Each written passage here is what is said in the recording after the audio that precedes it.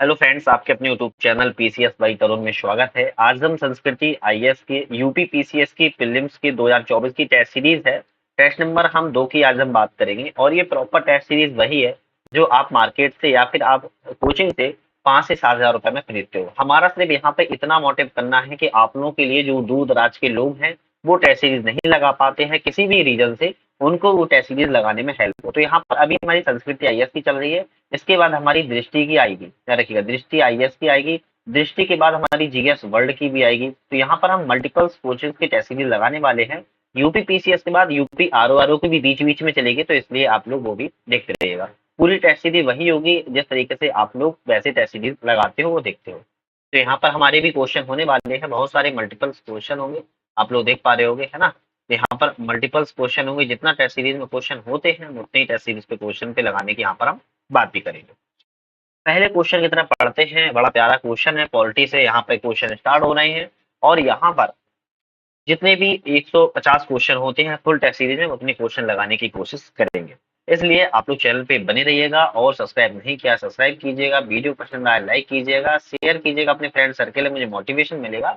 साथ में हमारी ऐप भी है, एंड्रॉइड ऐप है, उसको भी आप डाउनलोड करके अपनी टेस्ट सीरीज और भी लगा सकते हो। तो उसको भी आप लोग टेस्ट सीरीज के लिए डाउनलोड कर लीजिएगा, नेट लर्निंग ऐप। ठीक है। हम यहाँ पे पहले क्वेश्चन पे बढ़ते हैं। पहला क्वेश्चन है, भारतीय संविधान के निम्नलिखित में से किस अनुच्छेद में निर्वाचनों के अधीक्षण, निर्देशन और नियंत्रण के लिए निर्वाचन आयोग का प्रावधान किया गया है? भारतीय संविधान के किस अनुच्छेद में किया गया है? तो ये अनुच्छेद अनुच्छेद 324 है, आर्टिकल 324। 324 में क्या रखेगा? निर्वाचनों के अधीक्षण, निर्देशन और नियंत्रण का जो प्रावधान है वो किया गया है, अनुच्छेद 324। ठीक है। नेक्स्ट क्वेश्चन देखते हैं, संविधान संशोधन विधेयक के संदर्भ में निम्नलिखित तथ्यों पर विचार कीजिए। इसे केवल लोकसभा में प्रस्तुत किया जाता है, इसे संसद के दोनों सदनों द्वारा पारित किया जाना अनिवार्य है, विधेयक पर मतभेद की स्थिति में संयुक्त बैठक का प्रावधान है। तो यहाँ पर कौन सा कथन सही है? केवल एक और दो तीन, दो तीन, दो, एक, दो, तीन। तो यहाँ पर आपका जो सही आंसर हो जाएगा केवल दो हो जाएगा। इसे केवल संसद के दोनों सदनों के द्वारा पारित करना अनिवार्य होता है। ठीक है। संविधान संशोधन विधेयक के बारे में बात की जा रही है। कौन से? संविधान संशोधन विधेयक के बारे में। भारतीय संविधान की प्रस्तावना में निम्नलिखित में से किस स्वतंत्रता का उल्लेख नहीं किया गया? जो भारतीय संविधान की प्रस्तावना है जहां पर स्वतंत्रता का उल्लेख नहीं किया गया है, कौन सा स्वतंत्रता का नहीं किया गया है? याद रखना है आपको, प्रतिष्ठा की स्वतंत्रता का नहीं किया गया है। धर्म की, अभिव्यक्ति की, विश्वास की स्वतंत्रता का उल्लेख किया गया है, लेकिन प्रतिष्ठा का उल्लेख नहीं किया गया। ठीक है। नेक्स्ट क्वेश्चन देख लेते हैं। चौथा क्वेश्चन है, एक साइड अनुच्छेद है और एक साइड उपबंध है। तो यहाँ पर अनुच्छेद 19 के एक के क्लोज बाई वन गा में संगम संघ बनाने का अधिकार है। यहाँ पर देखना है कौन सा अनुच्छेद यहाँ पर मिलान है। तो हम देख लेते हैं, 19 के एक के क्लोज बाई वन के गा में कहा गया है संगम संघ बनाने का अधिकार है, बिल्कुल सही है। अनुच्छेद एक के क्लोज एक में घा में कहा गया है भारत के राज्य क्षेत्र में अबाध, सर्वत्र या अबाध संचरण करने का अधिकार है, ये भी सही है। अनुच्छेद एक के क्लोज बाई डा में कहा गया है भारत के राज्य क्षेत्र में किसी भी भाग में निवास करने का अधिकार है, बिल्कुल सही है। अनुच्छेद एक के चा में कहा गया है कोई वृत्ति, व्यापार, कारोबार करने का अधिकार है, ये भी सही है। तो आपका यहाँ पर ऑप्शन हो जाएगा डी, क्योंकि चारों ऑप्शन यहाँ पर सही मिलान है, याद रखिएगा। ठीक है। नेक्स्ट क्वेश्चन पे हम चलते हैं। नेक्स्ट क्वेश्चन है हमारा, कौन सी विषय है जो 11वीं अनुसूची में शामिल है? कौन सा है? 11वीं अनुसूची में शामिल की बात कर रहा है, कौन सा विषय शामिल है? तो यहाँ पर ऑप्शन यहाँ पे देख लेते हैं। ठीक है, एक दो, एक दो तीन, दो तीन चार, एक दो तीन। तो यहाँ पर है, ठीक है, 11वीं अनुसूची में सार्वजनिक वितरण प्रणाली ये शामिल है, गरीबी उन्मूलन कार्यक्रम ये शामिल है, एक और दो शामिल हैं, अग्निशमन सेवाएं शामिल नहीं है, बदशालाओं का ये भी नहीं। तो एक और दो शामिल है 11वीं अनुसूची में, सार्वजनिक वितरण प्रणाली, पीडीएस और गरीबी उन्मूलन कार्यक्रम। याद रखिएगा यहाँ पर एक और दो आएगा, एक केवल एक में। ठीक है। भारतीय संविधान निम्नलिखित में से कौन सा उपबद्ध यूएसए के संविधान से लिया गया है? भारतीय संविधान का यूएसए से कौन सा संविधान लिया गया है? तो आपका पता होना चाहिए, न्यायिक पुनर्वलोकन की शक्ति को यूएसए से ग्रहण की गई है। ठीक। निवारक नजरबंदी के अंतर्गत किसी व्यक्ति को अधिकतम कितनी अवधि तक कारावास में रखा जा सकता है? निवारक नजरबंदी तक बोल रहा है, कितनी अवधि तक रखा जा सकता है? तो ये 3 माह की अवधि होती है यार। कितनी? 3 मंथ की अवधि होती है। निवारक नजरबंदी को 3 माह से ज्यादा नहीं रखा जा सकता है, केवल 3 महीने तक ही रखा जा सकता है। राज्य है उनका गठन का वर्ष है, पूछ रहा है कि कौन सा राज्य का गठन किस वर्ष हुआ था। तो एक तरीके से देखना है आप लोगों को कौन कौन सा सही है। गुजरात का बात की जाए तो 1960 में ही गठन हुआ था, सही है। महाराष्ट्र का महाराष्ट्र का 1961 में नहीं हुआ था। और अगर देखा जाए पंजाब का 1965 में नहीं हुआ था, हरियाणा का 1966 में हुआ था। एक और चौथा सही है, मतलब कि एक और चार सही है। अगर हम देख लें महाराष्ट्र का भी, तो महाराष्ट्र कब हुआ था? महाराष्ट्र का भी 1960 में ही हुआ था, याद रखिएगा। कब हुआ था? 1960 में ही हुआ था।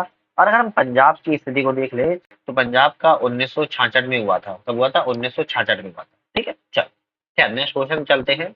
आज मैं सोच के आया था कि सिर्फ ऑप्शन ऑप्शन पे बात करेंगे, क्योंकि बहुत लंबी वीडियो हो जाती है। प्रीवियस वीडियो हमारी 2 घंटे से प्लस हो चुकी थी। अब 2 घंटे प्लस होना थोड़ा सा मामूली नहीं होता है, बड़ा लंबी हो जाती है ना। अपलोड करने में भी थोड़ा दिक्कत होती है हमें, क्योंकि आप लोग सपोर्ट तो करते नहीं हो। सपोर्ट करो तो मुझे मोटिवेशन मिले, शेयर करो तो मोटिवेशन मिले। सब्सक्राइब भी नहीं करते हो, वीडियो देखते हो। अभी प्रीवियस वीडियो पे व्यू देखो तो 200 प्लस व्यू है, लेकिन आप लोगों ने सपोर्ट ही नहीं किया है, तो अब डाउन हो जाता है थोड़ा मनोबल, है ना।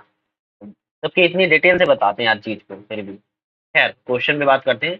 किस संविधान संशोधन के द्वारा संपत्ति के अधिकार को मौलिक अधिकार के स्थान पर विधिक अधिकार के रूप में सूचीबद्ध किया गया? तो किस संविधान संशोधन के तहत किया गया था? 44वें संविधान संशोधन 1978 में। याद रखिएगा, 44 संविधान संशोधन, 44 संविधान संशोधन 1978 में क्या किया गया था? संपत्ति के अधिकार को मौलिक अधिकार से हटाकर विधिक अधिकार में डाल दिया गया था। ठीक है, नेक्स्ट क्वेश्चन है। भारतीय संविधान के अनुच्छेद 21 के द्वारा प्रदत्त अधिकारों के अंतर्गत कौन सा अधिकार सम्मिलित नहीं है? तो भारतीय अनुच्छेद 21 में कौन सा अधिकार नहीं है? शोषण एवं गरिमापूर्ण जीवन अधिकार है, आश्रय एवं आजीविका का अधिकार है, हिरासत में शोषण के विरुद्ध अधिकार है, अब स्वयं अपने विरुद्ध साक्षी होने का संरक्षण ये नहीं है। मतलब कि यही सही है, डी ऑप्शन यहाँ पे सही है। ठीक है, चलो नेक्स्ट क्वेश्चन की बात करते हैं। यहाँ पर हम राज्य के नीति निर्देशक तत्व के संदर्भ में क्वेश्चन है। निम्नलिखित कथनों पर विचार कीजिए। विचार करते हैं, क्या है क्वेश्चन? इसका उद्देश्य सामाजिक एवं आर्थिक न्याय सुनिश्चित करना है, न्यायपालिका का द्वारा परिवर्तनीय नहीं होना है, संसद निर्देशक तत्वों को लागू करने हेतु मौलिक अधिकारों में संशोधन नहीं कर सकती है। इनमें से कौन सा कथन सही है? तो केवल इसमें देखोगे तो पहला और दूसरा सही है, तीसरा तो गलत है। इसका उद्देश्य सामाजिक आर्थिक आय सुनिश्चित करना है, न्यायालय के द्वारा परिवर्तनीय नहीं है। खैर 12वें क्वेश्चन की बात करते हैं। संविधान की छठवीं अनुसूची में कुछ राज्यों में जनजातीय क्षेत्रों के शासन के संदर्भ में उपबंध किया गया है। कौन सा राज्य इसमें शामिल नहीं है? बात कर रहा है जो छठवीं अनुसूची है, जाती है अनुसूची में जनजातीय क्षेत्रों के प्रशासन में, यहाँ इसमें राज्य कौन से शामिल नहीं है? तो इसमें जो राज्य शामिल है, असम शामिल है, मेघालय शामिल है, मिजोरम शामिल है, सिक्किम शामिल नहीं है। ठीक है, लोकसभा का अध्यक्ष के द्वारा किसी विधेयक को धन विधेयक के रूप में मान्यता देने के लिए उस विधेयक में निम्नलिखित में से किन उपबंधों का आवश्यक होना है? तो किन उपबंधों का आवश्यक होना है? तो यहाँ पर अगर देखा जाए भारत सरकार के द्वारा दिए जाने वाले ऋणों का विनिमय बिल्कुल सही है। आकस्मिकता की निधि का अभिरक्षा करना बिल्कुल सही है। संचित निधि से धन का विनियोग करना बिल्कुल सही है। किसी व्यय को संचित करने पर द्वारा भारित करना बिल्कुल सही है। तो चारों ऑप्शन सही है, चारों आपका डी में सही है। कौन सा? डी ऑप्शन आपका सही है। चलो नेक्स्ट क्वेश्चन देख लेते हैं। राष्ट्रपति के निर्वाचक मंडल में शामिल नहीं है। राष्ट्रपति के निर्वाचक मंडल में कौन शामिल नहीं है? तो आप बताइए, राष्ट्रपति के निर्वाचक मंडल में कौन शामिल नहीं है? ये देख लेते हैं कौन कौन शामिल है, फिर लास्ट में तो निकल ही आएगा कौन शामिल नहीं है।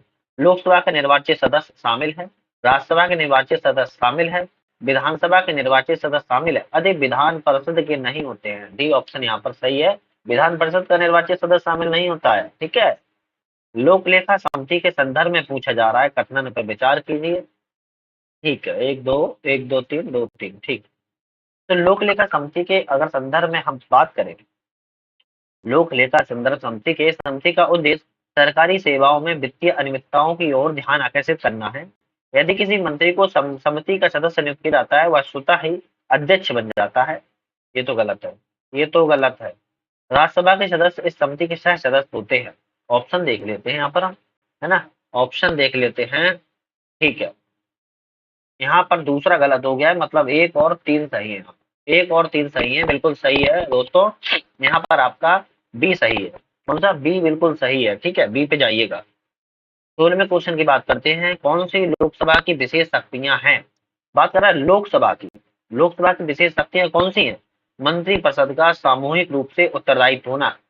इसमें दो केवल, ठीक है, केवल दो ही है, क्योंकि बाकी में किसी में दो दिख नहीं रहा है। केवल दो है, मंत्रिपरिषद का सामूहिक रूप से उत्तरदायित्व होना। खैर, नेक्स्ट क्वेश्चन चलते हैं। राष्ट्रीय आपातकाल की अवधोषणा के संदर्भ में निम्नलिखित घटनाओं का कौन सा कथन सही है? राष्ट्रीय आपातकाल की घोषणा के संदर्भ में पूछ रहा है, कौन सा कथन सही है? नीचे से पढ़ेंगे। संसद के द्वारा 6 माह में प्रस्ताव पारित करके इसे कितनी भी अवधि तक बढ़ाया जा सकता है? लो, डी ऑप्शन ही सही है, फिर मतलब बाकी सब गलत ही होगा। बाकी सब गलत है, केवल डी ऑप्शन आपका सही है। ठीक है, चलो 18वें क्वेश्चन की बात करते हैं। कौन सी संविधान सभा में बढ़ रहे धर्मनिरपेक्षता की विशेषता नहीं है? धर्मनिरपेक्षता की विशेषता पूछ रहा है कि नहीं है, तो कौन सी नहीं है? इसमें देखा जाए, राज्य द्वारा लोगों में धार्मिक हनन नहीं है। राज्य द्वारा समर्थित सामाजिक द्वार की अनुमति, ये भी गलत है। व्यक्ति और समुदाय दोनों के अधिवेशनों की, ये भी गलत है। धर्म में राज्य सत्ता के सैद्धांतिक हस्तक्षेप की अनुमति नहीं है, यही सही है। मतलब कि आपका क्वेश्चन के दिमाग से अनुसार धर्मनिरपेक्षता की विशेषता कौन सी नहीं है? डी वाली नहीं है। ठीक है, चलो 19वें क्वेश्चन की बात करेंगे। लोकसभा में अनुसूचित जनजातियों के लिए कितने स्थान आरक्षित है? तो लोकसभा में जो अनुसूचित जाति हैं उनके लिए स्थान की बात कर रहा है, कितने आरक्षित हैं? अगर स्थान की हम बात करें, 47 स्थान आरक्षित है। कितना? 47 स्थान आरक्षित है। नेक्स्ट क्वेश्चन देखते हैं। 20वां क्वेश्चन पर हम आ चुके हैं और अभी तक आप लोगों ने उम्मीद से ज्यादा सोच लेता हूं मैं, सब्सक्राइब, लाइक और शेयर कुछ नहीं किया आप लोगों ने, है ना? कुछ भी नहीं किया है। ऐप भी है हमारा नट लर्निंग ऐप। कौन सा है? नट लर्निंग ऐप है, जिसकी डिस्क्रिप्शन में लिंक है। आप एंड्रॉइड ऐप है, डाउनलोड कर सकते हो या फिर प्ले स्टोर पे सर्च भी कर सकते हो उसको डाउनलोड करके। ठीक है, खैर क्वेश्चन पे हम बढ़ते हैं।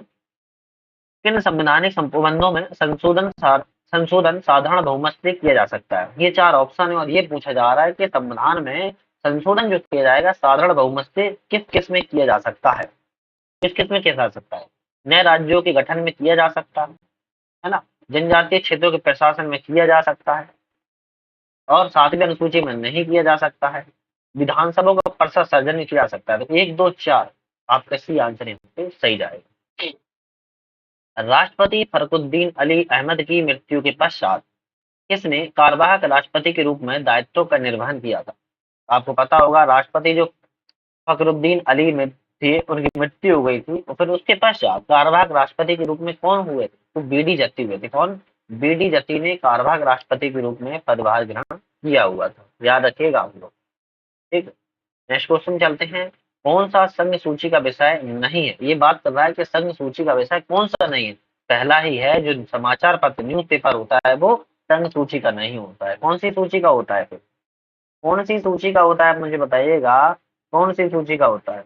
अच्छा, आप लोग को ये तो पता होगा ना, संघ सूची में कितने विषय हैं, राज्य सूची में कितने विषय हैं और समवर्ती सूची में कितने विषय हैं? पता है कि नहीं है?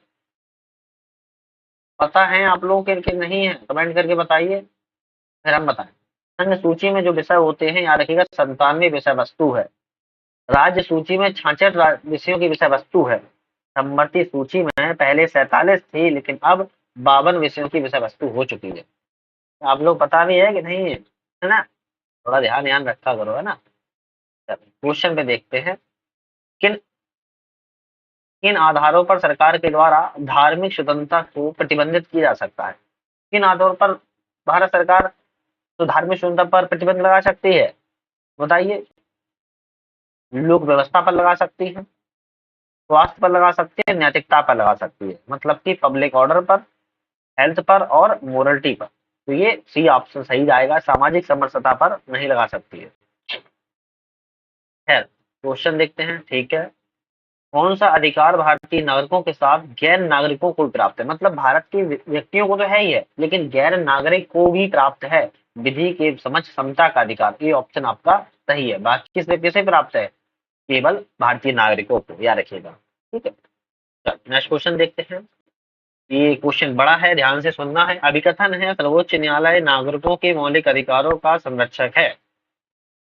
कारण है, सर्वोच्च न्यायालय किसी कानून को गैर संवैधानिक घोषित कर उसे लागू होने से रोक सकता है। तो यहाँ पर आपका ए और दोनों सही है और आर ए की व्याख्या भी सही कर रहा है, याद रखिएगा। ठीक है, खैर पॉलिटी के हो गए क्वेश्चन खत्म। अब हम करेंगे थोड़ा सा साइंस के क्वेश्चन, है ना। तो वर्णांतता के संदर्भ में निम्नलिखित कथनों पर विचार कीजिए। यह एक आनुवंशिक विकार है। इस रोग से महिलाओं के ग्रसित होने की संभावना अधिक है। इसमें व्यक्ति लाल और हरे रंग के विभेद नहीं कर पाता है। जो वर्णांतता रोग होता है उसमें क्या कहा जा रहा है, पहला सही आनुवंशिक विकार है और व्यक्ति लाल और हरे रंग का इसमें प्रयोग विभेद नहीं कर पाता है। ठीक है, महिलाएं ग्रसित होने की संभावना अधिक है, ऐसा कुछ नहीं है, पुरुष भी होते हैं। ठीक है, इसमें कौन सा सम्मिलित नहीं है, हार्मोन्स एक साइड कार है, तो कौन सा सम्मिलित नहीं है, प्रोजेस्टेरोन की बात किया है, दुग्ध ग्रंथियों का परिवर्धन है, सही है। मतलब कि ये क्वेश्चन के हिसाब से सही नहीं, अच्छा मैंने गलत टिक लगा दिया, मतलब कि ये सही है, मिलान सही है। एस्ट्रोजन मादा में द्वितीयक लक्षणों का प्रकटन, सही है। ऑक्सीटोसिन में गर्भाशय संकुचन को प्रेरित करना, ये भी ठीक है। क्रोटिसोल गर्भाशय ग्रीवा को प्रसव के लिए तैयार करना, मतलब ये गलत है, मतलब फिर यही सही है। मतलब क्वेश्चन के हिसाब से कौन सा गलत है, डी गलत है, मतलब यही ऑप्शन में सही है। ठीक है, कौन से किसी व्यक्ति द्वारा अत्यधिक धूम्रपान का परिणाम है, किसी व्यक्ति के द्वारा अत्यधिक धूम्रपान का परिणाम क्या हो सकता है, पूछ रहा है। परिणाम हो सकता है रक्त में कार्बन मोनोऑक्साइड की मात्रा में वृद्धि हो जाना, सही है। हिम आबाद ऑक्सीजन की सांद्रता में कमी हो जाना, ये भी सही है। हृदय स्पंदन में कमी नहीं, ये केवल एक और दो यहाँ पर देखा जा रहा है, सही है, बी ऑप्शन है आपका सही। ठीक, 29वें क्वेश्चन पर चलते हैं। 29वां क्वेश्चन क्या कहता है, पेनिसिलिन की खोज किसके द्वारा की गई थी। जो पेनिसिलिन है क्या है, जो पेनिसिलिन है, पेनिसिलिन की खोज पूछ रहा है किसके द्वारा की गई थी। पेनिसिलिन की खोज की गई थी अलेक्जेंडर फ्लेमिंग के द्वारा, किसके, अलेक्जेंडर फ्लेमिंग के द्वारा की गई थी, याद रखिएगा, है ना। अलेक्जेंडर फ्लेमिंग के द्वारा पेनिसिलिन की खोज की गई थी। मानव मस्तिष्क का निम्नलिखित में से कौन सा भाग है जो शरीर के तापमान पर नियंत्रण रखता है। मानव मस्तिष्क का ऐसा कौन सा भाग है जो शरीर के तापमान पर नियंत्रण रखता है, तो ये भाग है, क्या है, हाइपोथैलेमस, याद रखिएगा, हाइपोथैलेमस मानव शरीर के तापमान को नियंत्रण में रखता है। डीएनए के संदर्भ में क्वेश्चन है और इम्पोर्टेंट हो सकता है। डीएनए के निम्नलिखित तथ्यों पर विचार कीजिए। यहाँ पे क्वेश्चन के है प्राथमिक और प्रोटीन का संश्लेषण करना, ये गलत है। इसमें थायमिन उपस्थित होता है, ये सही है। इसमें यूरेसिल की मात्रा पाई जाती है, गलत है। तो यहाँ पर केवल दो आ जाएगा। डीएनए में थायमिन उपस्थित होता है, यार क्या होता है, थायमिन उपस्थित होता है। ठीक है, नेक्स्ट क्वेश्चन है, कौन सा पादपों में बाष्पोत्सर्जन का उद्देश्य है। पादपों में पूछ रहा है कि बाष्पोत्सर्जन का उद्देश्य कौन सा हो सकता है, तो यहाँ पर प्रकाश संश्लेषण क्रिया के द्वारा जल का संभरण करना, ठीक है। मृदा से प्राप्त खनिजों का परिवहन करना, ठीक है। पत्ती की सतह को शीतल रखना, ठीक है। यहाँ पर डी ऑप्शन आपका जाएगा। तीनों सही है, पादपों में जो बाष्पोत्सर्जन होता है वो, ये तीनों ऑप्शन आपके सही है। ठीक है, नेक्स्ट है क्रोमोसोमियम विकार और इसके प्रभाव। मतलब पूछ रहा है कि ये विकार है, इसके प्रभाव क्या यही होते हैं, इसमें कौन सा सुमेलित है, ये दिख रहा है। तो इसमें जो सुमेलित है केवल सी सुमेलित है। फालतू का समय व्यस्त न करते हुए हम अपना क्वेश्चन पे ही बात करेंगे सीधा। जो क्लाइनफेल्टर सिंड्रोम होता है वो बांझपन से होता है। क्या होता है, जो क्लाइनफेल्टर सिंड्रोम होता है वह बांझपन से होता है, याद रखिएगा। ठीक है, अच्छा आप लोगों को मैंने ये बता नहीं पाया शुरुआत में कि अगर आपको पीडीएफ डाउनलोड करना हो तो कैसे करेंगे। आप इसकी पीडीएफ ना डिस्क्रिप्शन में लिंक है वेबसाइट की, इसकी है वेबसाइट की लिंक है। आप डायरेक्ट वेबसाइट पर जाके इसकी पीडीएफ डाउनलोड कर पाओगे, फुल पीडीएफ है। इस पे तो कम है लेकिन फुल पीडीएफ आप लोग डाउनलोड कर पाओगे विद इसके व्याख्या के साथ। तो आप वेबसाइट से इसकी पीडीएफ भी डाउनलोड कर लेना। ठीक है, डिस्क्रिप्शन में पीडीएफ की लिंक है, उस पर जाके क्वेश्चन की बात कर लेते हैं। यहाँ पर क्वेश्चन हमारा कौन सा है, डी है ना। ठीक है,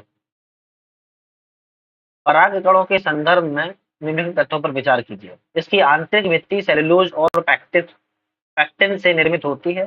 इनका जीवन तापमान एवं आर्द्रता पर निर्भर करता है, ठीक है। मनुष्यों में एलर्जी और श्वसनीय विकार होता है, तीनों ऑप्शन इसके सही है। परागकणों के संदर्भ में तीनों ऑप्शन सही है, मतलब आपका ये, आपको जाना है इसके साथ, डी के साथ, याद रखिएगा। ठीक है, निम्नलिखित में से कौन सा एंजाइम लार में अनुपस्थित होता है। बात कर रहा है जो लार होती है, लार में कौन सा एंजाइम अनुपस्थित होता है। चार ऑप्शन है। चार ऑप्शन में देखोगे एमाइलेज होता है, लाइसोजाइम होता है, टाइलिन होता है, लेकिन माल्टोज नहीं होता है। याद रखिएगा, लार में माल्टोज नहीं पाया जाता है। ठीक है, चलो नेक्स्ट क्वेश्चन देखते हैं। ए बी रक्त समूह के व्यक्ति सार्वभौमिक प्राप्तकर्ता होते हैं। ए बी रक्त समूह में एंटीजन अनुपस्थित होता है। कौन सा इसमें सही है? कौन सा सही है? केवल एक सही है और इसमें गलत है, मतलब एक सही है और इसका गलत है, याद रखिए। ठीक है, नेक्स्ट क्वेश्चन देखते हैं। यहाँ पर बड़ा क्वेश्चन है। एक साइड विकार है और एक साइड प्रभावित अंग है, मतलब कि इन विकारों से, इन रोग से ये वाले अंग होते हैं जो प्रभावित हो जाते हैं। देख लेते हैं। पीलिया से यकृत प्रभावित होता है, ठीक है। पोलियो से तंत्रिका तंत्र प्रभावित होता है, ठीक है। डायरिया से आंत प्रभावित होता है, ठीक है। मधुमेह से अग्नाशय, मतलब कि आपका ए ऑप्शन यहाँ पे जाओगे, ए ऑप्शन आपका बिल्कुल यहाँ पर सही है। 38वें क्वेश्चन की बात करते हैं। थोड़ा पानी पी लेते हैं, आप भी पानी पी लीजिए, है ना। बोलते बोलते मुंह सूखने लगता है ना, पानी पी लेते हैं। आप भी पानी पी लो जब तक, बस 1 मिनट का समय दो। हाँ जी, बोलिए। पी लिया। चलो आगे क्वेश्चन कवर करते हैं। 38वें क्वेश्चन पर हम आ चुके हैं। कौन सा प्रोटोजो प्रोटोजोआ जनित रोग है? तो कौन सा प्रोटोजोआ जनित रोग है? यहाँ पर सही ऑप्शन जाएगा कालाजार। कौन सा है? कालाजार प्रोटोजोआ जनित रोग है। चलो नेक्स्ट क्वेश्चन देख लेते हैं हम। यहाँ पर नेक्स्ट क्वेश्चन हमारा 39 है। किस आनुवांशिक विकार है, मतलब कि कौन सा आनुवांशिक विकार है? यहाँ पर 4 ऑप्शन है। आनुवांशिक विकार कौन कौन से हैं? आनुवांशिक अगर विकार की हम बात की जाए तो सिकल सेल एनीमिया आनुवांशिक विकार है, ठीक है। दूसरा हीमोफीलिया आनुवांशिक विकार है। और यहाँ पर डाउन सिंड्रोम आनुवांशिक विकार है। तो यहाँ पर आपका सी ऑप्शन के साथ आप जाएंगे, 1 2 4, ठीक।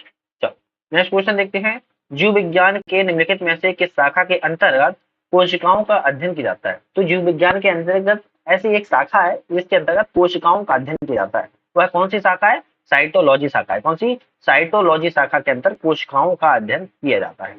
पादपों में लघु बीजाणुधानी माइक्रो स्पोंजिया की संरचना के संदर्भ में निम्नलिखित कथनों पर विचार कीजिए। इनकी भित्ति 4 परतों से निर्मित होती है, सही है। एपिडर्मिस की सबसे बड़ी आंतरिक परत है, गलत है। टेपिटेम की कोशिकाएं साइटोप्लाज्म से युक्त होती हैं, ये भी सही है। मतलब कि आपका 1 और 3 डी ऑप्शन सही है। बहुराष्ट्रीय कंपनियों द्वारा संबंधित राष्ट्र के अनुमोदन के बिना जैव संसाधनों का उपयोग निम्नलिखित में से क्या कहलाता है? तो यहाँ पर आपका आएगा बायोपायरेसी कहलाता है। क्या कहलाता है? बायोपायरेसी कहलाता है। और ये चर्चा का विषय है, इसलिए क्वेश्चन इस पे बन सकता है। इसको आप लोग थोड़ा सा ध्यान रखिएगा, मोस्ट इंपोर्टेंट की सीडी में इसको रख लोगे। इस विटामिन की कमी से मानव में रिकेट्स नामक रोग हो जाता है। एक रिकेट्स नामक रोग होता है, लेकिन एक विटामिन की कमी से होता है। विटामिन डी, विटामिन डी किससे मिलती है? सन से भी मिलती है, रखिएगा, ठीक है। तो विटामिन डी की कमी से मानव में रिकेट्स नामक रोग हो जाता है। नेक्स्ट क्वेश्चन है हमारा यहाँ पर, ऑप्शन तो नहीं है, नहीं है। चलो नेक्स्ट क्वेश्चन यहाँ पर, निम्नलिखित में से कौन सा प्रोटीन है जो कार्य नहीं है? मतलब कि प्रोटीन का कार्य नहीं है, ऐसा कौन सा वो है? प्रोटीन का कार्य नहीं है, तो कौन सा कार्य नहीं है प्रोटीन का? 4 ऑप्शन है यहाँ से। कोशिकाओं की वृद्धि एवं मरम्मत, ये तो कार्य है। हार्मोन्स का संश्लेषण, ये भी कार्य है। एंटीबॉडीज के रूप में शरीर की सुरक्षा, ये भी कार्य है। लेकिन शरीर के तापमान को नियंत्रण करना नहीं कार्य है। शरीर के तापमान को प्रोटीन नियंत्रण नहीं करता है, ठीक है।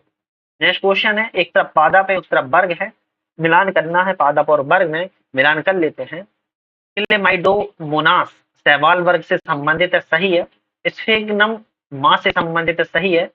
सिल्जी जेनिला टेरिडोफाइटा से संबंधित है, सही है। साइकस जिम्नोस्पर्म से संबंधित है, मतलब कि आपके चारों सही है। तो यहाँ पर आपका सी ऑप्शन पे जाओगे आप लोग, सी ऑप्शन सही है, ठीक है। चलो नेक्स्ट क्वेश्चन देखते हैं हम।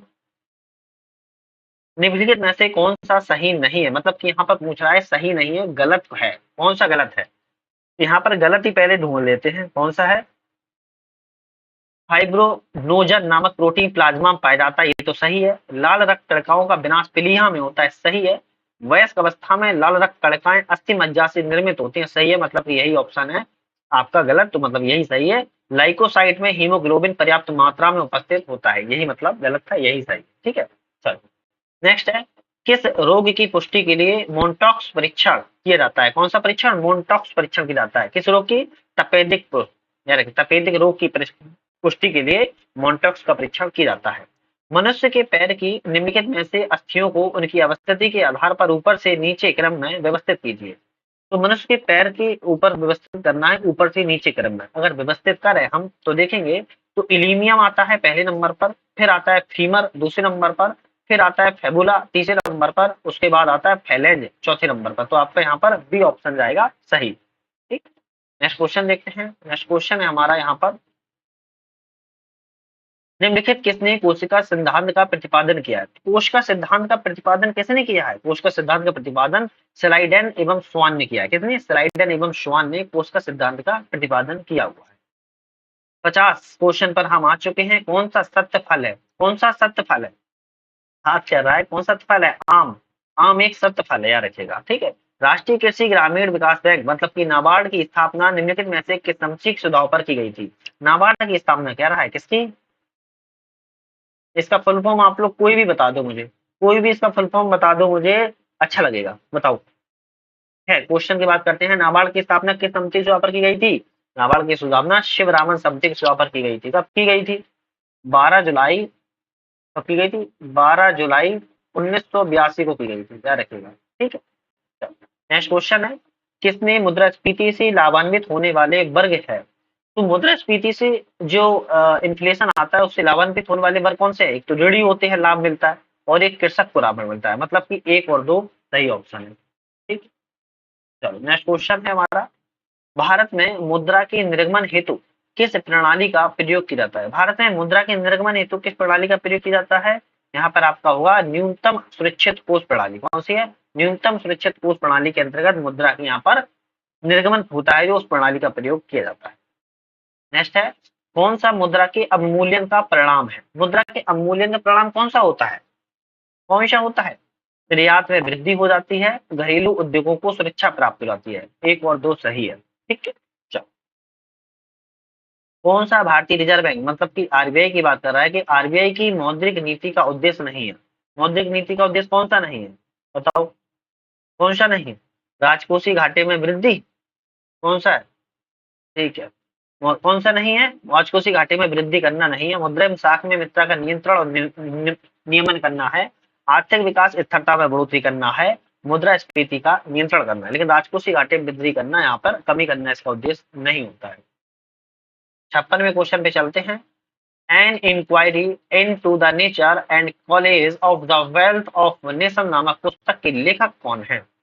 ये जो पुस्तक है ना, बड़ा प्यारी पुस्तक है। इसके लेखक पूछ रहा है कौन है? कौन है इसके लेखक? एडम स्मिथ जी हैं। कौन है? एडम स्मिथ, याद रखिएगा। ठीक है। एक तरफ पद है और एक तरफ व्याख्या है, मिलान करना है कौन सा इसमें सुमिलित है। तो इसमें सुमिलित कौन कौन सा है? सकल राजकोषीय घाटा किसी वित्तीय वर्ष के अंतर्गत सरकार की कुल आय और व्यय का अंतर, बिल्कुल सही है। राजस्व घाटा की बात किया है, कुल राजस्व प्राप्ति की तुलना में कुल राजस्व व्यय का अंतर होना, ये भी सही है। प्राथमिक घाटा में सकल राजकोषीय घाटे से ब्याज की अदायगियों का, ये गलत है। केवल 1 और 2 यहाँ पर आपका सही है, याद रखिएगा। ठीक है। चलो नेक्स्ट क्वेश्चन पे चलते हैं। प्रत्यक्ष विदेशी निवेश, डायरेक्ट फॉरेन इन्वेस्टर्स जो होते हैं, प्रत्यक्ष विदेशी निवेश में निम्नलिखित कथनों पर विचार कीजिए। विचार करते हैं। क्या विचार करेंगे? किसी देश की आंतरिक संरचनाओं में विदेशी परिसंपत्तियों का निवेश होना, सही है। ये केवल एक ही सही है। ठीक है। अवर कॉमन फ्यूचर बहुत इंपॉर्टेंट रिपोर्ट है, बहुत इंपॉर्टेंट। अवर कॉमन फ्यूचर जो रिपोर्ट है, इसके अंतर्गत बात कर रहा है अवर कॉमन फ्यूचर किससे संबंधित है? धारणीय विकास से संबंधित है, एसडीजी से संबंधित है, याद रखिएगा। ठीक है, सतत विकास से संबंधित है। 60 क्वेश्चन की बात करेंगे। सरकार द्वारा राजस्व घाटे को कम करने के लिए निम्नलिखित में से कौन से कदम उठाए जाते हैं? सरकार द्वारा जो राजस्व घाटा कम किया जाता है, कौन से कदम उठाए जाते हैं? विदेशी ऋणों का भुगतान करना, वेतन एवं पेंशन भरे भार में कमी करना, घाटे से चल रहे सार्वजनिक उपक्रमों में विनिवेश करना। यहाँ पर आपका ऑप्शन हो जाएगा डी। ठीक है। चलो, कौन सा आदेश मुद्रा को सर्वाधिक उपयुक्त रूप से अभिव्यक्त करता है? कौन सा आदेश मुद्रा को सर्वाधिक उपयुक्त रूप से कौन करता है अभिव्यक्त? आपका सही हो जाएगा यहाँ पर, वह मुद्रा जिसका कोई आंतरिक मूल्य नहीं होता है। ठीक है। सैन्य सूचकांक किससे संबंधित है? सैन्य सूचकांक निर्धनता से संबंधित है, याद रखिए। कौन सा? सैन्य सूचकांक निर्धनता से संबंधित है। सार्वजनिक उपक्रमों के विनिवेश के लिए सुझाव प्रस्तुत करने हेतु किसकी अध्यक्षता में विनिवेश आयोग का गठन किया गया था? किसकी अध्यक्षता में किया था? तो जीवी रामकृष्णन की अध्यक्षता में किया गया था। किसी? जीवी रामकृष्णन की अध्यक्षता में। कौन सी अर्थशास्त्र अर्थव्यवस्था का तृतीयक गतिविधि है? तृतीयक गतिविधि कौन सी है? बताइए, तृतीयक गतिविधि कौन सी है? परिवहन है, भंडारण है, संचार है। सी ऑप्शन सही है। डेयरी नहीं है, याद रखना है, डेयरी नहीं है। ठीक है। एक तरफ संस्था है और एक तरफ विकास स्थापना वर्ष है कि कौन सी संस्था का स्थापना वर्ष कौन सा रहा है। ठीक है, देख लेते हैं। राष्ट्रीय ग्रामीण विकास बैंक की स्थापना का वर्ष कब रहा है? 1982 रहा है। नाबार्ड की बात कर रहा है, अभी मैंने बताया है ना। भारतीय औद्योगिक विकास बैंक का 1964 रहा है। भारतीय लघु उद्योग विकास बैंक का 1990 रहा है। फिर भारतीय प्रतिभूति विनय बोर्ड का 1988 रहा है। तो यहाँ पर आपका ऑप्शन जा रहा है डी। कौन सा जा रहा है? डी ऑप्शन के साथ आपको जाना है। नेक्स्ट क्वेश्चन है, कौन से प्रयास प्रतिकूल भुगतान संतुलन में सुधार हेतु प्रभावी होंगे? तो कौन से प्रयास होंगे प्रतिकूल भुगतान संतुलन में प्रभावी? आपका यहाँ पे सही हो जाएगा, आंसर हो जाएगा विदेशी विनिमय दर में परिवर्तन, और नेक्स्ट होगा विदेशी ऋण एवं सहायता। एक और तीन सही है, मतलब कि एक ऑप्शन आपके यहाँ पर सही है। ठीक।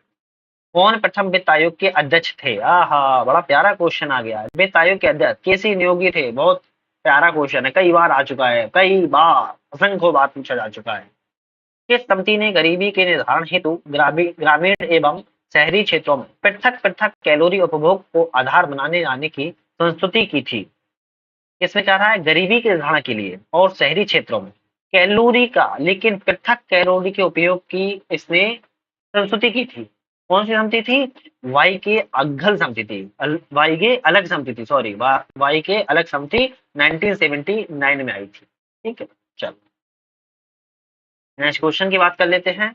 कौन सा अल्प विकसित एवं विकासशील अर्थव्यवस्था की विशेषता नहीं है? अल्प विकसित या विकासशील जो अर्थव्यवस्था होती है उसकी विशेषता कौन सी नहीं है? तो इसमें विशेषता जो है राष्ट्रीय आय में द्वितीय तृतीय क्षेत्र का अधिक योगदान होना, ये नहीं है भाई। ये सब इसकी विशेषताएं हैं। अधिक जनसंख्या घनत्व, निम्न जीवन स्तर, प्राकृतिक संसाधनों के निर्यात पर बल, औद्योगिक पिछड़ापन, आधारभूत संरचना का स्तर निम्न होना। ठीक है। नेक्स्ट क्वेश्चन है, गिनी गुणांक का प्रयोग किसकी गणना हेतु किया जाता है? गिनी गुणांक का प्रयोग किसकी गणना हेतु किया जाता है? बताइए। आय विषमता की, किसकी? आय विषमता की गणना हेतु किया जाता है। ठीक। यहाँ पे देखना है योजना और वर्ष। योजना और वर्ष देखना है कौन सा सम्मिलित नहीं है। तो कौन सा सम्मिलित नहीं है देखते हैं। बॉम्बे प्लान 1944 की सही है। जन योजना 1945 की सही है। सर्वोदय योजना 1950 की सही है। गांधीवादी योजना 1954 की नहीं। गांधीवादी योजना 1954 की नहीं है, क्योंकि गांधीवादी जो योजना थी 1944 की थी। कब की थी? 1944 की थी, मतलब कि टी ऑप्शन यहाँ पर गलत है। ठीक है।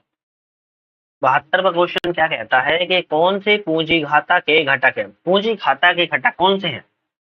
पूंजी घाता घाटा के घटक पूछ रहा है, कौन से हैं? तो यहाँ पर हो जाएगा आपका, क्या हो जाएगा? विदेशी ऋण, विदेशी सहायता, पोर्टफोलियो निवेश, इक्विटी पूंजी। तो आपका डी ऑप्शन यहाँ पर सही है। चारों ऑप्शन है। ठीक है, चलो। गुरुपद स्वामी समिति किससे संबंधित है? इंपोर्टेंट है, कौन सी है? गुरुपद स्वामी। गुरुपद स्वामी समिति का संबंध किससे है? ये संबंध है बाल श्रम से। किससे है? बाल श्रम से संबंध है। बड़ा क्वेश्चन है। यह बेरोजगारी मुख्यतः विकसित देशों में पाई जाती है। व्यापार चक्र से संबंधित होती है। व्यापार चक्र के उस चरण में उत्पन्न होती है जब व्यापार क्षेत्र में मंदी की स्थिति आती है। इसकी प्रकृति अस्थायी होती है। उपर्युक्त विशेषताएं बेरोजगारी के निम्नलिखित में से किस प्रकार को संदर्भित करती हैं? किस प्रकार को करती हैं? चक्री बेरोजगारी को संदर्भित करती है। कौन सी? चक्री बेरोजगारी। वीडियो को पुश करके एक बार फिर से पढ़ लो आराम से। चक्री बेरोजगारी को संदर्भित करती है। कौन सा भारतीय रिजर्व बैंक के द्वारा बैंक रेट में कमी का परिणाम है? तो बैंक रेट में कमी का परिणाम तरलता में वृद्धि करना होता है। किसमें? तरलता में वृद्धि करना होता है। चलो नेक्स्ट क्वेश्चन देख लेते हैं। उच्च न्यायालय हाई कोर्ट के संदर्भ में है निम्नलिखित तथ्यों पर विचार। यह एक अभिलेख न्यायालय है, बिल्कुल ठीक है। इसका रेट क्षेत्राधिकार उच्चतम न्यायालय की तुलना में विस्तृत है, ये भी ठीक है। यह राज्य द्वारा संवैधानिक विषय पर मांगी गई सलाह देने के लिए बाध्य है। नहीं, ये तो गलत है ना। तो आपका एक और दो सही है। अभिलेख न्यायालय है और इसका न्यायालय क्षेत्राधिकार जो है उच्चतम न्यायालय की तुलना में विस्तृत भी है।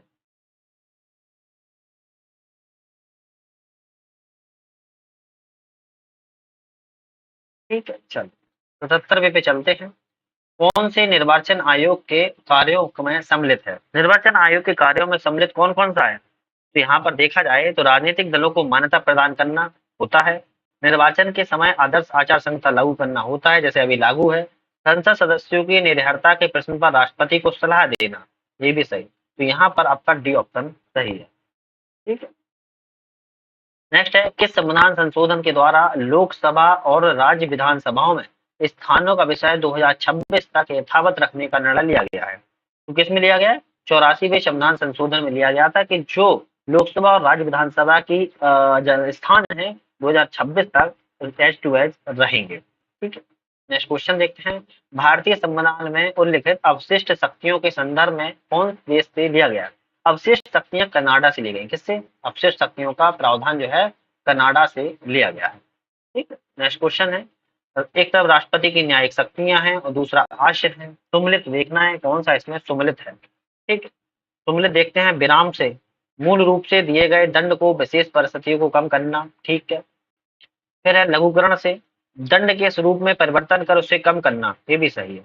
प्रतिबंधन और परिहार गलत है, ये आपका केवल बी सही है। ठीक है। 81 की बात करते हैं, क्या है? किस संविधान संशोधन के लिए संसद के विशेष बहुमत की आधा राज्य विधानमंडल की स्वीकृति अनिवार्य होती है? बात कर रहा है कि ऐसा एक संशोधन होता है जिसमें विशेष बहुमत तो होता ही होता है। कैसा? विशेष बहुमत। लेकिन आधे राज्यों की विधानमंडल की भी स्वीकृति स्वीकृति आवश्यक होती है ना? तो क्या सा है? संसद के राज्यों का प्रतिनिधित्व में, यार क्या है? संसद में राज्यों का जो प्रतिनिधित्व होता है वहां पर अनिवार्य होता है। नेक्स्ट क्वेश्चन है, भारतीय संविधान की निम्नलिखित में से किस अनुसूची में विभिन्न पदाधिकारियों द्वारा दी जाने वाली शपथ या प्रतिज्ञान के प्रारूप का उल्लेख किया गया है? तो भारत संविधान की सूची में किया गया है, तीसरी अनुसूची में किया गया है। ठीक है। तीसरी अनुसूची में उच्चतम न्यायालय के संदर्भ में कौन सा कथन गलत है? कौन सा कथन सही नहीं है उच्चतम न्यायालय के संदर्भ में? देखते हैं, यह संविधान का मौलिक अधिकार का संरक्षक है, सही है। अपने निर्णयों के पुनर्विलोकन करने का अधिकार है, ये भी सही है। राष्ट्रपति के निर्वाचन से संबंधित विवादों में अंतिम व्यवस्थापक है, सही है। अनुच्छेद 143 के अंतर्गत के द्वारा दी गई सलाह राष्ट्रपति के लिए बाध्यकारी है, नहीं बाध्यकारी नहीं होती, मतलब कि यही आपका गलत है, यही सही है, बाध्यकारी नहीं होती है। विधान परिषद विधानसभा द्वारा पारित किसी विधेयक को अधिकतम कितनी अवधि तक रोक सकती है?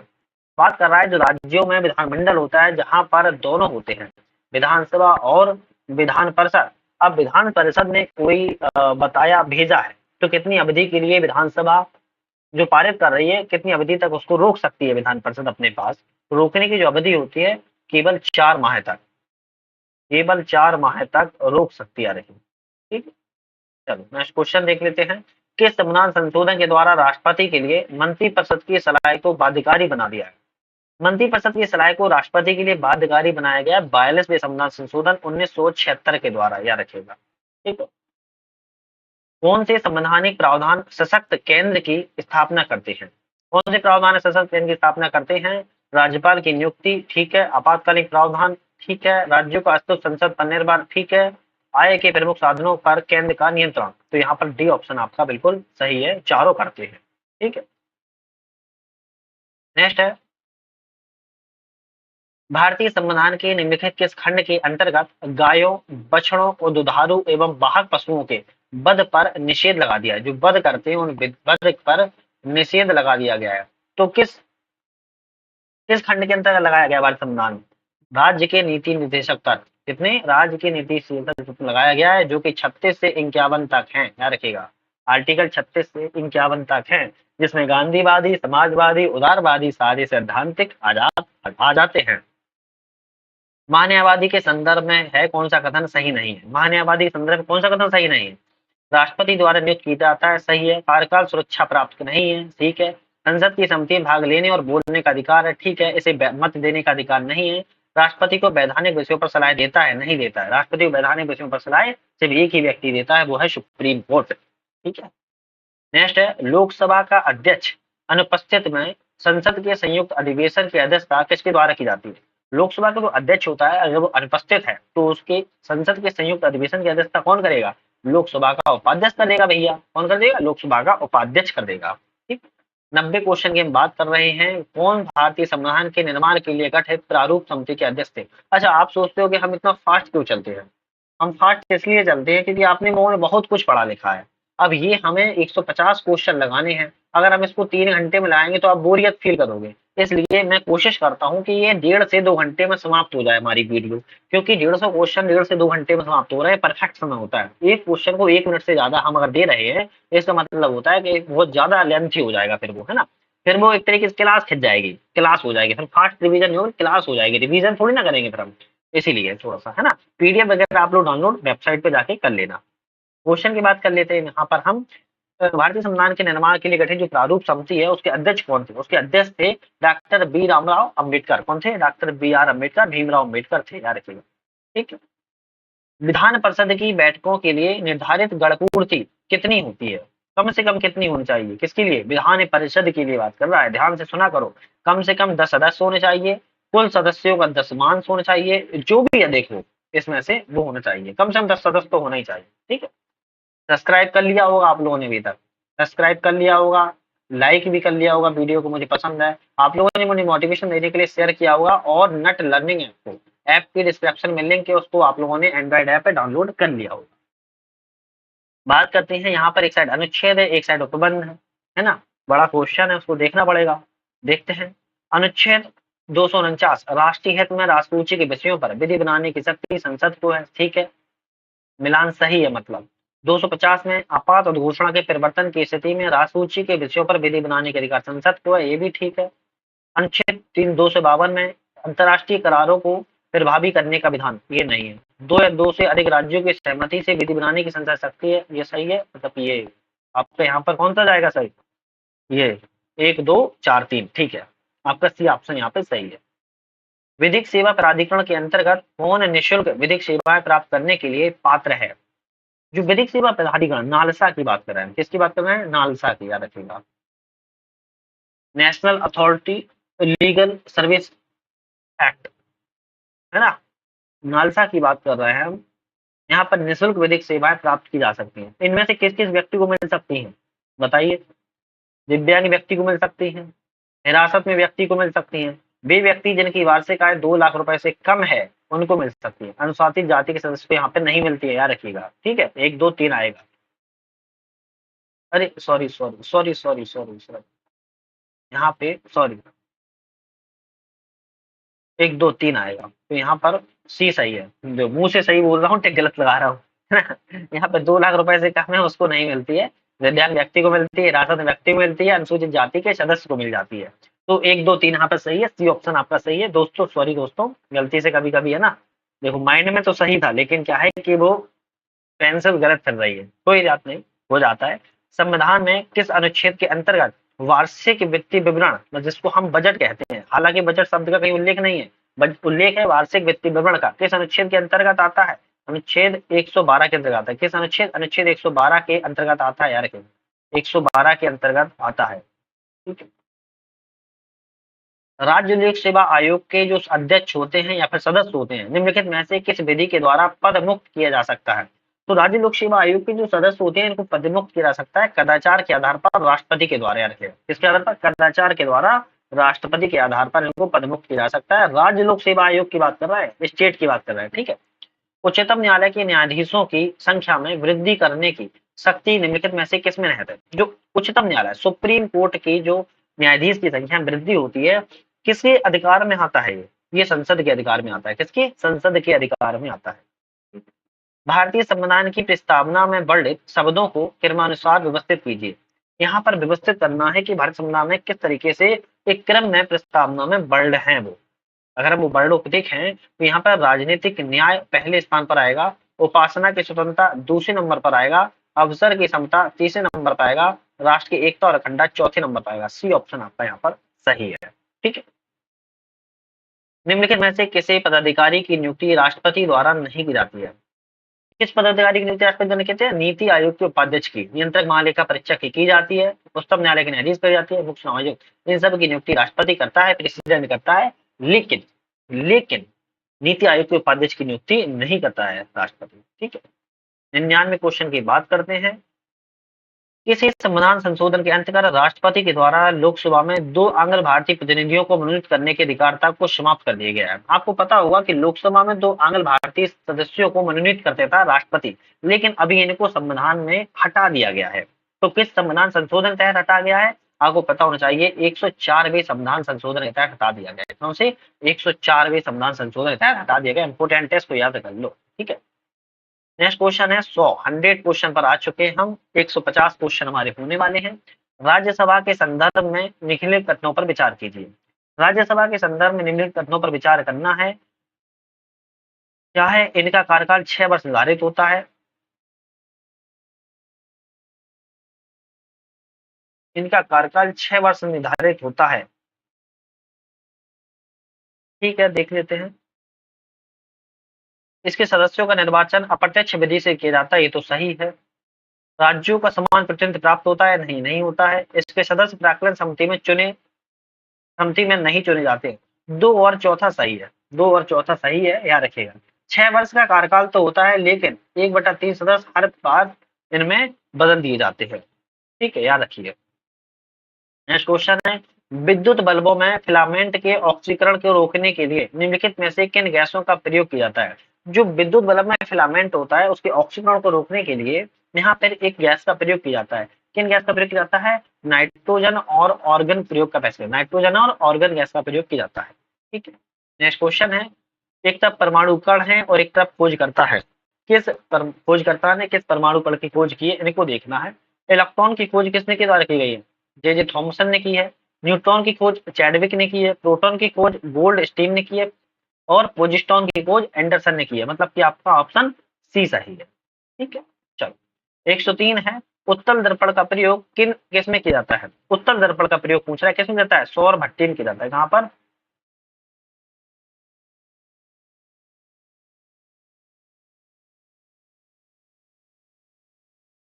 एक मिनट, एक मिनट दोस्तों, एक मिनट। नहीं, उत्तल भट्टी का प्रयोग यहाँ पर सौर भट्टी में नहीं, बल्कि वाहनों के पार्श्व दर्पण में किया जाता है। किसमें किया जाता है? वाहनों के पार्श्व दर्पण में किया जाता है, याद रखिएगा। उत्तल दर्पण का प्रयोग वाहन होते हैं, पार्श्व दर्पण में किया जाता है। सॉरी, पार्श्व दर्पण में किया जाता है। ठीक है, चलो। किस कारण से वर्षा की बूंद की आकृति गोलाकार होती है? किस कारण से वर्षा की बूंद की आकृति गोलाकार होती है? पृष्ठ तनाव के कारण। किसके कारण? पृष्ठ तनाव के कारण वर्षा की जो आकृति होती है वो गोलाकार हो जाती है। ठीक है, नेक्स्ट है, अपकेंद्रीय बल के प्रभाव स्वरूप चंद्रमा पृथ्वी की परिक्रमा करता है। क्या ये सही है? कौन सा कथन सही नहीं है, ये ढूंढना है, मतलब गलत ढूंढना है, इसमें गलत कौन सा है ना? तो ये तो ऑप्शन क्या है आपका? गलत है, मतलब कि ये सही है। पृथ्वी तल से ऊंचाई बढ़ने पर गुरुत्वीय बल के मान में कमी आती है, ये आपका सही है। गुरुत्वीय बल का मान विषुवत रेखा से ध्रुवों की ओर घटता जाता है, ये गलत है। मतलब कि आपका सी ऑप्शन यहाँ पर सही है। 1 और 2, 1 और 3। ठीक है, 1 और 3। नेक्स्ट क्वेश्चन की बात कर लेते हैं यहाँ पर हम। नेक्स्ट क्वेश्चन है, यदि दो समतल दर्पण 120 डिग्री के कोण पर झुके हों तो उनके मध्य में रखी वस्तु के बनाए गए प्रतिबिंबों की संख्या कितनी होगी? उनकी संख्या होगी 2। याद रखिए, कितनी होगी? 2 होगी। यदि दो द्रव्यमानों के मध्य की दूरी को दोगुना कर दिया जाए तो उनके मध्य गुरुत्वाकर्षण बल का प्रभाव क्या पड़ेगा? क्या पड़ेगा? चौथाई हो जाएगा। क्या हो जाएगा? चौथाई हो जाएगा। निकट दृष्टि दोष के संदर्भ में निम्न कथनों पर विचार कीजिए। निकट दृष्टि दोष, इसमें नेत्र लेंस को फोकस दूरी बढ़ जाती है। इसके निवारण के लिए अवतल लेंस का प्रयोग किया जाता है। केवल 2 सही है इसमें, केवल दूसरा इसमें सही है। ठीक है, किस विद्युत चुम्बकीय तरंग का प्रयोग टीवी के रिमोट में किया जाता है? जो टीवी का रिमोट होता है ना, उस टीवी के रिमोट में किस विद्युत तरंग के प्रयोग का प्रयोग किया जाता है? बताइए। अवरक्त तरंग का। कौन सी? अवरक्त तरंग का प्रयोग किया जाता है। अवरक्त तरंग का प्रयोग यहाँ पर किया जाता है। ठीक है, निम्नलिखित में से कौन सा भौतिक परिवर्तन है? भौतिक परिवर्तन कौन सा है? जल में शक्कर का घुलना भौतिक परिवर्तन है। कौन सा है? जल में शक्कर का घुलना भौतिक परिवर्तन है। अरे, ये तो 110 ही आए। बाकी मुझे लगता है इस सीरीज में 110 ही क्वेश्चन थे। हालांकि हमारी जो प्रीवियस थी उसमें 150 क्वेश्चन थे, इसमें 110 ही क्वेश्चन है। खैर, हमने 110 क्वेश्चनों का टारगेट जो हमारा था मैंने पूरा कर लिया है।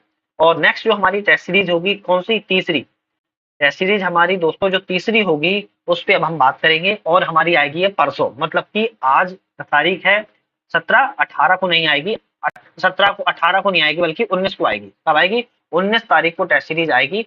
वो टेस्ट सीरीज तीसरी, एक दिन के बाद एक दिन आती है इसकी, क्योंकि संस्कृति आईएएस के साथ साथ हम यूपी के आरओ यारो को भी ला रहे हैं। अब आरओ यारो की टेस्ट सीरीज आएगी, है ना। तो आप लोग चैनल पे जुड़े रहे, अच्छा लगा, और नेक्स्ट वीडियो में पुनः मुलाकात करेंगे। वीडियो पे मिलने का बहुत बहुत धन्यवाद।